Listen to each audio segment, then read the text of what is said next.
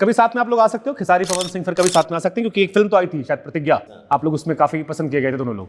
दोबारा कभी आप लोग साथ आ सकते हो, क्योंकि इलेक्शन में भी आप साथ आए थे, लेकिन फिर ये चलता रहता है आप लोग का ये। मैंने बोला ना कि बोलता है ज्यादा, दिल का बुरा नहीं है। हाँ, तो आप कह रहे हो छोटा भाई तो कान पकड़ कभी ठीक क्यों नहीं कर देते कि बैठो साथ? यहाँ और भी एक फैक्ट बात है, वो इंसान बड़बड़ाता है ना, वो दिल का बुरा नहीं होता है। वो मुंह से भले कुछ बोल देता हो, बट सामने मिलता है तो क्या ही बोलो, वो एक अलग ही भाव हो जाता है। आओ हेने आओ हेने आओ गले लग भाई। और मम्मी एक कहावत कहा थी, कनवक साथे रहा ना जाए, कनवक बिना चला ना जाए। वही बात है।